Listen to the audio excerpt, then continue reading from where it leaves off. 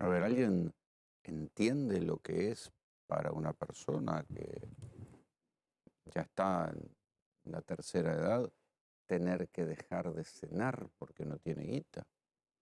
¿Alguien entiende la humillación que esto supone? Porque muchas veces contamos la gente que tenía laburo, se queda sin laburo y termina, los hijos comen en el comedor de las escuelas y ellos con toda su vergüenza tienen que ir con el tupper a un comedor a pedir comida. Pero el fenómeno se profundiza y ahora encontramos esto. Y esto que nosotros escuchamos, que fuimos a buscar, esto de la gente que dice, bueno, yo ya no ceno, me tomo unos mates con unas galletitas y me voy a dormir. Es algo que se ve en las estadísticas.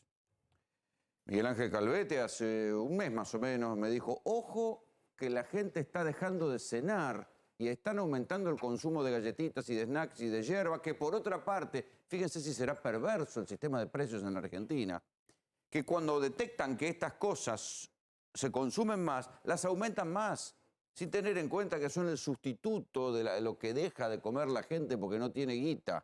Entonces la gente deja de comer algo porque no tiene plata, detectan que comen más galletitas y toman más mate y le aumentan más la galletita y el mate.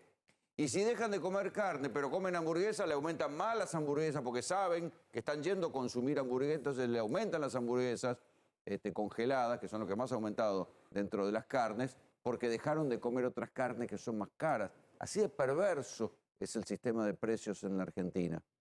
¿Quién tiene la culpa? Podemos estar discutiendo toda la noche si la culpa la tiene la emisión monetaria, la falta de dólares, la remarcación de los grupos económicos, pero el malestar que le debe provocar a todas y a cada una de las personas que están dejando de cenar para tener que tomar unos mates, ¿alguien lo toma en cuenta?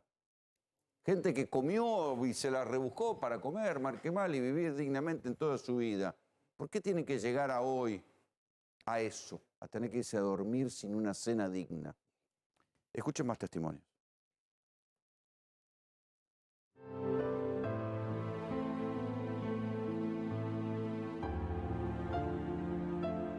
¿Cómo evalúa el aumento de los alimentos? Tremendo. Hoy compras una cosa a un precio y mañana otro precio y todos los días así. Te imaginarás que yo gano 35.000 pesos por mes de jubilada. ¿Cómo vivo? Preguntar. ¿Cómo hace para comer con esa plata? Eso, ¿cómo hacemos para vivir y subsistimos? ¿Llegó a reemplazar comidas por Dejé- colaciones? Sí, por supuesto. Sí, muchas cosas dejé de comer. Carne de por sí. Carne, lácteos, quesos, verduras, que es imposible. Hoy un kilo de cebolla está casi 400 pesos. ¿Y dejó de hacer el almuerzo, hacer la cena para reemplazarlo por desayuno o merienda? Almorzamos nada más. A la cena un té con leche.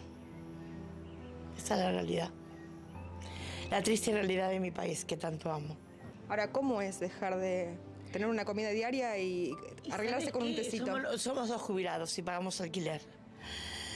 Yo soy una paciente con EPAM. Estoy trabajando para poder subsistir. Así que imagínate tú cómo vivimos. ¿Llegaron a sentir hambre en algún momento? Yerba, trato de estirarla. Porque a veces a la noche, al no cenar, te tomas unos mates. Toda la vida tomé mate.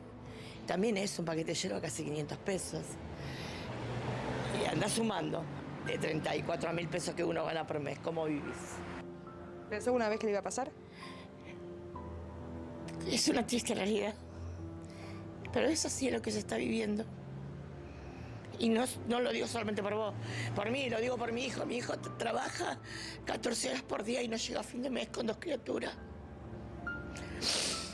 Entonces no es lindo, no es lindo. ¿Qué expectativas tiene de acá para adelante? Ninguna. Muy triste. Y muy poco esperanzador. En este país, lleno de todo lo que está, que tengamos que estar pasando esto. El testimonio de esta mujer es el ejemplo perfecto de lo que reflejan las estadísticas. Miguel Ángel Calvete es titular de Indecom. Has escuchado este testimonio y vos hace un mes me dijiste esto, me dijiste, ojo que la gente está dejando de almorzar o de cenar para tomar unos mates y comer unas galletitas.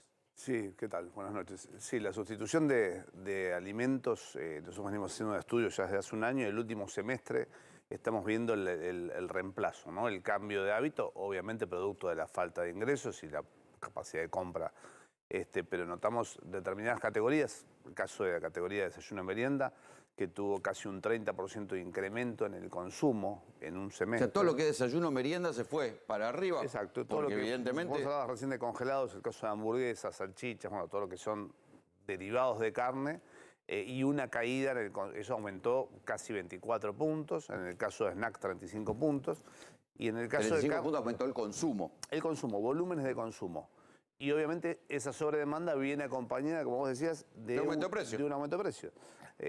Y vemos, por ejemplo, el caso de cortes de carne, casi un 40% de caída en sectores medios y sectores bajos, ¿no? Entonces, cae el consumo de carne, pero sube el consumo de mate y galletita. Salchichas, hamburguesas, etc.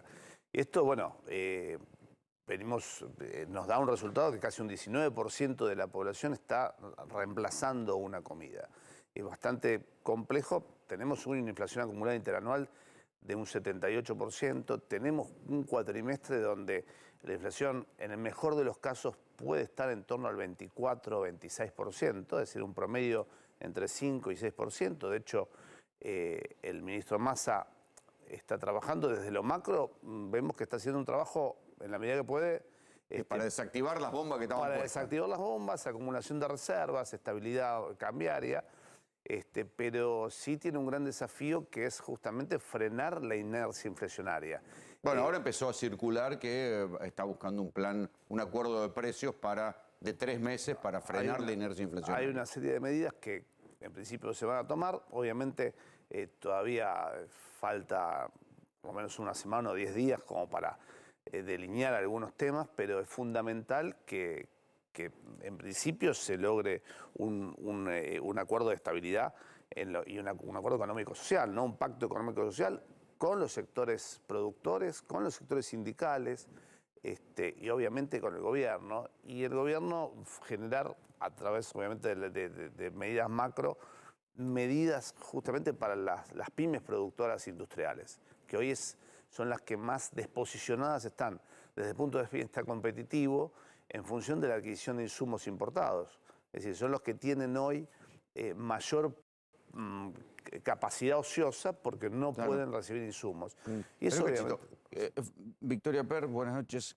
¿Qué es este testimonio de esta mujer? Fíjate que termina siendo la condensación de la estadística. Buenas noches, Rolando, y a todos. Bueno, el testimonio de Elena es uno de los testimonios de todos los que hay en la calle. Cuando uno patea, adoro trabajar para vos, pero cada vez que vuelvo a la calle vuelvo con una angustia fenomenal, porque bueno, en el caso de Elena es uno de los tantos que venimos registrando. Hace poco les mostrábamos el testimonio de Sonia, la jubilada que se volvió viral acá en GPS, que advertía esta situación. Falta de comida en la heladera, y no es simbólico, es real. Y hay gente que no va a saltar la frontera de ir al comedor. Para nada, porque mucha de esa gente es gente que se autopercibe clase media y sigue siendo clase media en nivel cultural, pero no en nivel económico. Entonces, bueno, tiene otra cultura, otra forma de ver la vida, otros recursos, pero los económicos no están más. El caso de Elena es una señora que tiene 64 años, hace 16, que tiene EPOC, tuvo además una pensión por discapacidad, por suerte pudo jubilarse con una jubilación común, pero bueno, tiene la mínima, está casada con su marido que tiene 75 años y ella enferma y a los 64 tiene que seguir trabajando cuidando a una señora. Y vive con 35.000 pesos.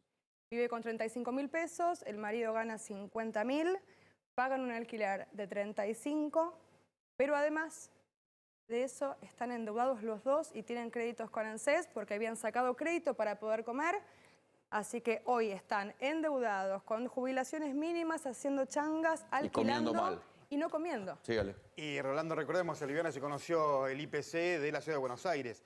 ¿Cuánto se considera que tenés que ganar para estar dentro de la clase media, de base, de ahí para arriba? 186.000 pesos. ¿Cuántas familias ganan 186.000 pesos? Recordemos que el INDEC de la Ciudad de Buenos Aires no cuenta alquiler y expensas. Claro. Es decir, tomás 186.000 más un alquiler, 50, 60.000 pesos por lo menos. Es decir, más de 200.000 pesos, bastante más, para ser considerado de clase media ahí, rajuneando la clase media. El salario promedio registrado en la Argentina hoy es de 98.000 pesos. el salario promedio. Pero, Y digamos, registrado. pero mirá cómo se cae eso con la Con la jubilación. jubilación te vas a 35.000, Y la claro. canasta básica de los jubilados está alrededor de los 150.000. Están ganando hoy con el aumento 1/3, sin Claro. contar alquiler. La situación realmente es dramática y no son solamente los jubilados. Son los jubilados y empezó a ser la situación concreta de gente que aún teniendo trabajo y trabajos, más de uno, siguen con dificultades alimenticias. Es gravísimo. Y yo esto lo relaciono bastante con lo que ocurrió con Cristina Kirchner y con los surgimientos de grupos de extrema derecha. Porque a falta de respuestas de todo el arco político, ¿no? No solamente el oficialismo, absolutamente todos, empiezan a surgir grupos de extrema derecha descontentos que sienten que la política le da la espalda a sus necesidades básicas, elementales, como es el morfi, lo que estamos viendo ahí son números, estamos hablando de personas. Y estos grupos empiezan a tener una especie de retroalimentación con la política. Sí, y agitar. Y agitar, por supuesto. Es muy peligroso lo que está pasando y hay que tomar cuenta de esto, porque este discurso de la antipolítica y de sentir que están de espaldas y con privilegio genera una situación de mucho odio, mucho resentimiento y descreimiento. El señor lo que decía es, no tengo expectativas a futuro. Claro. ¿Y qué expectativa va a tener ¿Cuál ganar puede tener? 35 lucas con el... ¿Cómo hace la gente para vivir en esos casos? Porque este es el punto, ¿sí? ¿Cómo hace la gente para vivir si se rehúsa a ir a buscar la comida al comedor, el plan, la asistencia social? Bueno, el tema de la no todo el mundo sabe cómo buscarlo. El tema de la autopercepción de clase media, como bien decías, efectivamente es un tema donde la gente no cruza esa barrera. Y en el caso particular de los jubilados y pensionados, más allá de la canasta, prácticamente un poco más del 60%, 62%, tiene otro problema adicional, que es la canasta de medicamentos. Claro. Que es otro de los temas donde... Bueno, pero el PAMI les devolvió buena parte de los medicamentos gratuitos que Sí. antes le habían cortado. Sí, pero en el macrismo. gran parte de medicamentos de mediano costo no están cubiertos. Y hoy es un problema de gran parte de los jubilados donde prácticamente entre el 70 y el 75% de la jubilación mínima, del haber mínimo, se va en medicamentos y en Bueno, alimentos. es que los medicamentos para todo lo que sean enfermedades crónicas, diabetes, hipertensión, te devoran, son caros. Es uno de los temas que el gobierno... ¿Dónde quedó los genéricos que iban a abaratar? Todo eso quedó en la nada. Hay que recordar que Argentina tiene un sistema bastante perverso en lo que es la industria de laboratorios y en lo que es todo el esquema de droguerías, ¿no? Donde hay si uno analiza costos y precios, realmente el sector de la alimentación, la verdad que es una anécdota, ¿no? El caso del sector de medicamentos es muy complejo, donde el gobierno también tiene... Porque tienen costos así, cobran precios así. Exactamente. Y hay una cartelización muy grande y muy fuerte en todos los sectores. Ocurre lo mismo en la industria de alimentación, pero bueno, hay organizaciones más chicas que agrupan pymes de alimentos que obviamente son las que producen las segundas marcas o las terceras marcas, que es donde hoy recurre la gente, ¿no? La gente busca mucho, de hecho aumentaron prácticamente entre un 25 y un 35, casi un 35%. Pero vamos a hacer una compra más o menos en un supermercado y son 20, 25 lucas. Sí. Y te decís, che, Bueno, ¿qué rompí? en concreto, si uno va al punto de cercanía, que es donde compra el 70% de la gente, ¿no? Autoservicios, almacenes, supermercados chinos, despensa de barrio, sobre todo la base de la pirámide de consumo, jubilados, pensionados, beneficiarios de planes, no van a las grandes cadenas de supermercados. Y en las grandes cadenas de supermercados, donde tienen precios cuidados, hay un ejemplo que creo que lo hablamos en alguna oportunidad, que... A ver, Precios Cuidados se vuelca en 6.000 puntos de venta, de comercialización, que son las cadenas. Ahora, hay más de 190.000 puntos de venta de comercialización de alimentos. Donde otra vez ahí se soltaron los precios. Es que, bueno, justamente, ¿qué hace el gobierno? Simplifica. Acuerda con grandes cadenas, acuerda con grandes productores de usinas lácteas, y bueno, el valor de la leche en ese lugar es un determinado precio, ¿no? El precio de Precios Cuidados. Ahora, el 70% de lo que se comercializa de leche se comercializa en puntos de cercanía y ahí el precio está liberado. Entonces, hay evidentemente en lo macro se viene armando, pero en lo micro hay una falta de pericia muy evidente por parte de las autoridades de la Secretaría de Comercio, ¿no? Quiero sumar aquí a la conversación a Fabián Medina, es economista. ¿Por qué no El gobierno no lo está encontrando todavía, a lo largo de estos años no encontró la manera de poder frenar los aumentos de precios. Yo creo que, a ver, había empezado Feletti a bajar un poco, se fue Feletti. Además de los acuerdos, vos tenés que controlar lo que acordás. Los puntos de cercanía, como dice Miguel, tenés una locura, porque son a los que le bajan las listas con los aumentos y no se los bajan a los grandes. Una vez que llegan a los puntos de cercanía, después recién van al grande y ven si pueden llegar a meter un aumento de precio. Pero el aumento te lo están fijando en los puntos chicos. ¿Y cómo es posible esto? Bueno, a ver, las grandes compañías tienen estructuras de comercialización directas, ¿no? Son los que llegan de manera directa, no a través de mayoristas o distribuidores. Y justamente el ejercicio de aumento por goteo lo van haciendo en el punto de venta periférico, en los pequeños puntos de venta.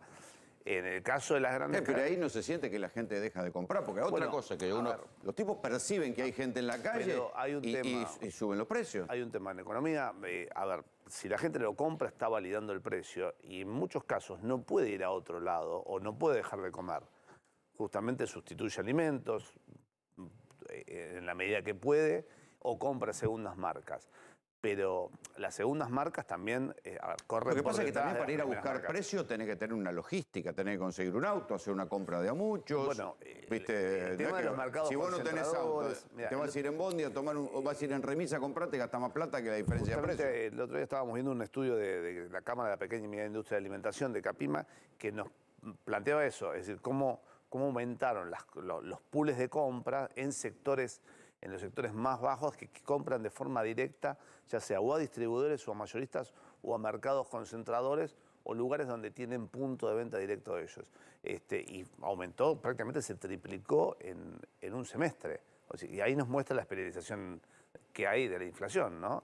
La gente busca todas las herramientas posibles, pero termina muchas veces validando aumentos de precios. Sí, pero ¿por qué no hay una manera inteligente de los del gobierno, de las sucesivas gestiones de intervenir en esto? Mirá, cuando vos empezás con todo esto te dicen, vamos a ver un bono. A ver, no demos más bonos por decreto. Cada vez que porque te suben los precios. Porque cuando vos decís, vamos a dar un bono, los muchachos que ponen los precios dicen, va a haber más plata en la calle. Subamos los precios. Subimos los precios y nos quedamos con la plata que circula. Entonces, vos dejás que tenés que ir, que la suma no remunerativa se dé en la revisión de paritaria. Se da por sectores, no te digo que pasa desapercibido, pero es mucho más tranquilo y por ahí la gente puede tener un pequeño recupero. Eso es lo que tiene el salario blanco y los otros. El otro, el que está complicado, es el 40% del laburo que está en negro. Ese sufre todas las inclemencias de todos. Y vos tenés, si el tipo está en negro, el laburante está en negro, es porque está vendiendo en negro, obviamente no paga impuestos, no paga ganancias, no paga nada. Y la perversión esta, de las cosas que más se consumen, que más consumen los sectores populares en estos momentos, son las que más aumentan. Sin duda, y bueno, de hecho, hay un 40% de informalidad, de gente que tiene un ingreso no formal o informal, y por otro lado, todos los que reciben algún tipo de ayuda del Estado, que son 20 millones de personas que reciben ayuda del Estado, que están en un limbo entre la formalidad y la informalidad, y que van justamente a gastar su dinero a puntos de venta de periféricos, donde obviamente se validan estos precios y estos abusos. No tiene otra salida. Le dicen que se está discutiendo un congelamiento de precios. Que Massa quiere hacer un congelamiento de precios. Sí, a ver si logra frenar la locura de la inflación. La idea es tratar de frenar exactamente la inflación, de congelar. Por 3 meses, por el Mundial.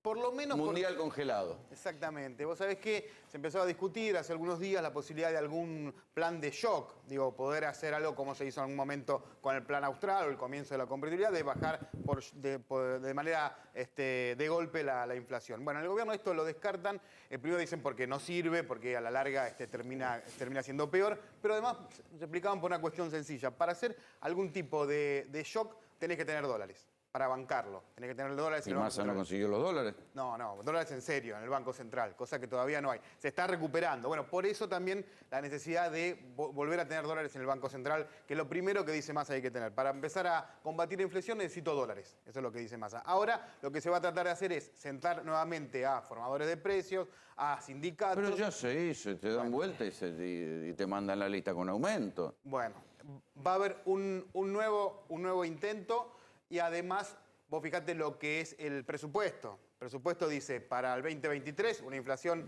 del 60%, con lo cual no va a haber una baja, no están planteando una baja de golpe de la inflación. Algunos Sí, diarios publicaban hoy esta discusión, ¿no? Decir, bueno, Exacto. Massa piensa en un plan de estabilización para frenar la inflación, ¿sí? Y había algunos puntos, a ver si los vemos, de lo que pensaba Massa. ¿Se puede hacer esto, Fabián? Esto ya Estabilidad se hizo. cambiaria. Ya se hizo. Desde que llegó, que estaba 3.50 subiendo, lo tenés 2.80, 2.70, Sí. bajando un poco.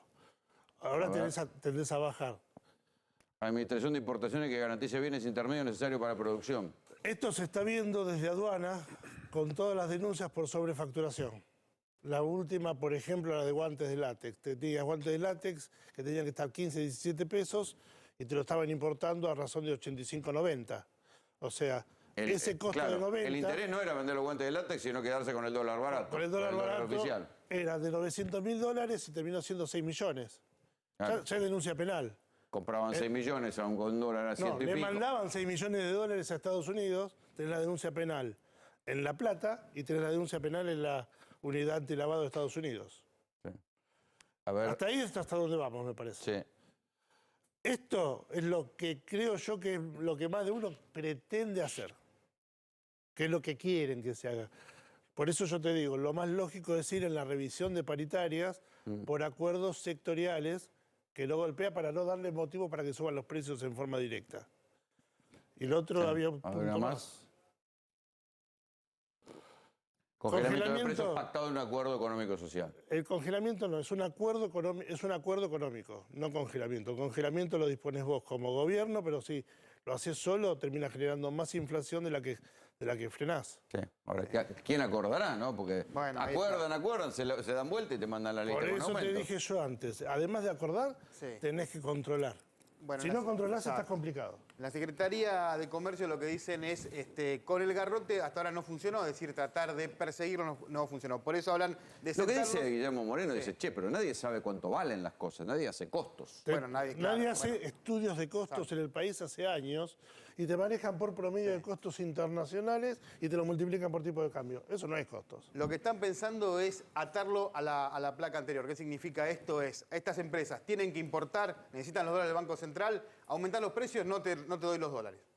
Entonces, empezar a dialogar y a negociar esto. Es decir, vos aumentás los precios y no hay un justificativo, bueno, cuando me venís a pedir los dólares del Banco Central, los dólares baratos, no te los voy a dar. Entonces, a partir de ahí, tratar de ¿Sirve llegar a para algo acuerdos. esto o va a generar Te desabastecimiento? va a generar una tensión innecesaria porque las empresas están pidiendo que los dejen blanquear lo que tienen por un 5% y comprar con dólares propios al exterior. Sí, Que es lo que está en el presupuesto, blanqueado Claro, el el 5% presupuesto. Esa es una salida. Incluso de ese Sí, valor de sí. importaciones. No, el tema de la financiación propia de muchas empresas que lo pueden hacer es una salida, sin duda, pero hay que ser realistas. Hoy tenemos, más allá que el gobierno, y en particular la Secretaría de Comercio, no tiene expertos en costos como hubo en otro momento, gente que realmente sabía de costos. Hoy no hay dos partes. El gobierno se sienta, viene un empresario y dice, esto vale 5, Claro. y bueno. Y están en bolas. Le tienen que decir que sí. Sí, exactamente. ¿Qué ocurre? La estructura de costos hoy de las grandes compañías es a dólar oficial la estructura porque se pueden autofinanciar, ya sea a través de sus casas matrices, le dan 180 días. Ahora, en el caso de las pymes, necesariamente tienen que ir al dólar contado con liquidación. Entonces, Que tampoco están yendo eso. que tampoco lo pueden hacer, o muchas no están y tienen capacidad ociosa. O sea que es fundamental que, en este caso, el ministro de Economía determine un dólar puntual para estas pymes que tienen capacidad ociosa, que por ende no generan oferta, no dan trabajo y No generan... invierten, por ende. Y pierden, se genera inflación. Al no haber oferta y haber sobredemanda, hay inflación. Es un axioma de la economía, es decir, que es lo que está pasando. Y tenemos justamente un cuatrimestre donde se recalienta la economía, donde se están disparando cláusulas gatillo de muchas paritarias que se firmaron el primer semestre, reapertura de paritarias en muchos sectores. Ahora, paradójicamente, el la actividad bono. económica no baja. Subieron la tasa de interés, pero la actividad económica sigue alta. Lo que estaba hablando recién Miguel, del contado con liquidación. Las empresas están comprando a quien importa, pero no a contado con liquidación. Al valor de dólar futuro de noviembre, que es 3.20. Contra 150 del oficial. Exacto. Compran 150, el importador lo trae a 150 y se lo vende a 3.20 más ganancia comercial. Que ahí es donde está la fuga real de las divisas. Porque, a ver, a estos grandes importadores, el gobierno, como tienen la posibilidad de autofinanciarse, ya sea con sus casas matrices, con dinero que tienen afuera y demás, después le autorizan a mandar dólares al dólar oficial. Y en realidad ellos están vendiendo al dólar, justamente o contado con liquidación o dólar futuro, que está muy por sobre el valor del dólar blue, ¿no? Está bien, pero mientras tanto, en la otra te parte punta la cabeza con los tenés la historia de una mujer que... No, te parte la una cabeza mujer con los comprando precios. que dejan de cenar. Para comercializar el precio de venta en la estructura, en realidad, está hecho como si fuera el dólar contado con liquidación o dólar futuro. No lo hacen al dólar oficial. Pero estamos hablando de las 20 principales empresas de la Argentina. Entonces, ahí es donde tiene que hacer foco el gobierno. Y de hecho, creo que Massa estuvo hablando justamente ese tema, mencionaron algo sobre la cantidad de requerimientos de divisas de un grupo de empresas, ¿no? Donde hay metalmecánicas, alimenticias y demás, donde efectivamente hay un exceso de solicitud de dinero. Sí. Pero mientras tanto es eso, la gente que se cae del mapa, que deja de cenar. Son las 13.000 operaciones de sobrefacturación por 1.500 millones de dólares. Pero es imposible que De 722 alguien no pueda ver empresas. eso e intervenir de manera inteligente sobre eso, que está tirando a la gente afuera El que del está mapa. haciendo el trabajo sobre eso es Guillermo Michel en aduana, con la sobrefacturación de las importaciones. Ya están llegando los requerimientos, pidiéndole toda la Y trazabilidad. hay denuncias también, sí. Ya hay denuncias, no solamente la que comenté de los guantes, está Sí. telas, de todo tenés. Y agarraron Textil, sí. 6.000 pares de zapatillas, 6.000 pares de zapatillas ahora, ayer, en La Pero Rioja. bueno, en un festival, te digo, si la creatividad esa la utilizan para laburar, este país sería bárbaro. Sería El espectacular. propio Massa puso el ejemplo de las toallas, ¿no? Sí, los 20 millones de dólares en 20 millones de toallas, dólares en toallas. de sobrefacturación. Claro, era Explicaciones ridículo. sobra, pero en realidad la gente lo que está pasando hoy es hambre. El problema No es hay que más, con eso... no hay más tela para cortar en ese sentido. No, yo no te estoy diciendo. Yo lo que te estoy diciendo es que con la sobrefacturación, el costo que se transfiere al que va a producir es 6 veces superior. Entonces, el productor que recibe eso 6 veces arriba el costo, se lo va a vender arriba. Con un agravante, muchas veces el Estado compra justamente ya con sobreprecios, consecuencia de comprar a determinados importadores, que si uno analiza en el presupuesto, impacta entre 1 y 2 puntos del PBI. Un disparate. Entonces, Miguel Ángel, gracias por venir. gracias a ustedes. Y otro de los temas de la semana que sigue generando estupor es lo que pasó con el doble parricidio de Vicente